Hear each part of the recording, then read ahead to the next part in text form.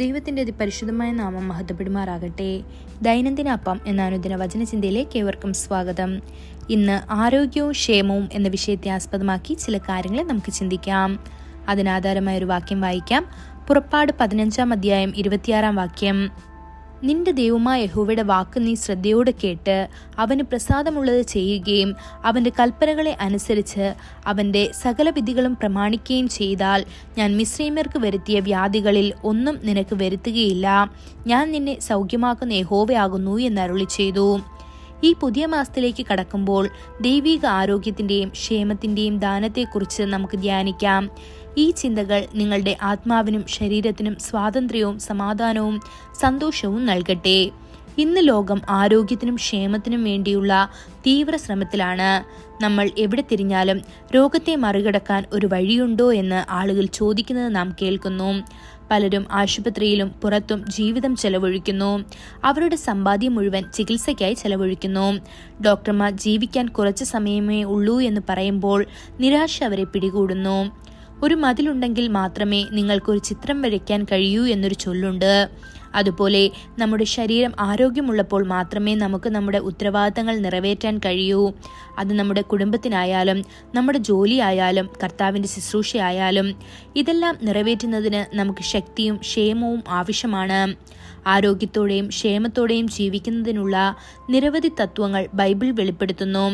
ഈ സത്യങ്ങൾ നാം സ്വീകരിക്കുകയും ദൈവത്തിൻ്റെ വാഗ്ദാനങ്ങൾ ആത്മാർത്ഥമായി അവകാശപ്പെടുകയും ചെയ്യുമ്പോൾ നമ്മെ അനുഗ്രഹിക്കാൻ അവൻ വിശ്വസ്തനാണ്. നിർഭാഗ്യവശാൽ അജ്ഞത കാരണം പലരും ഈ അവകാശം നഷ്ടപ്പെടുത്തുന്നു. കർത്താവ് ഹോശേയ 4 അധ്യായം 6 വാക്യത്തിൽ പ്രഖ്യാപിക്കുന്നത് പോലെ എൻ്റെ ജനം അറിവില്ലായ്മയാൽ നശിക്കപ്പെടുന്നു. ഇന്നത്തെ വാഗ്ദാനം വീണ്ടും പരിശോധിക്കുക. ഞാൻ മിസ്രൈമ്യരുടെ മേൽ വരുത്തിയ രോഗങ്ങളിൽ ഒന്നും നിങ്ങളുടെ മേൽ വരുത്തുകയില്ല. ഞാൻ നിങ്ങളെ സുഖപ്പെടുത്തുന്ന കർത്താവാണ്. ഇത് പുറപ്പാട് 15 അധ്യായം 26 വാക്യത്തിൽ നാം വായിച്ചതാണ്.